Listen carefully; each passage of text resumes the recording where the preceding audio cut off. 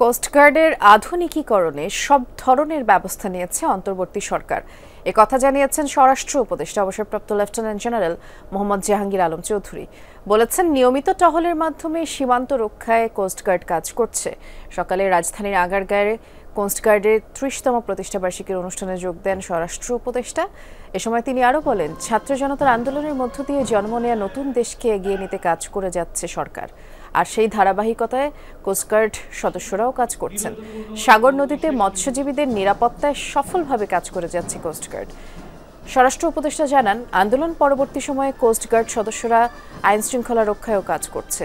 Helicopter boat সংযুক্তির মাধ্যমে কোস্টগার্ডকে আরও আধুনিকায়নে কাজ করছে সরকার।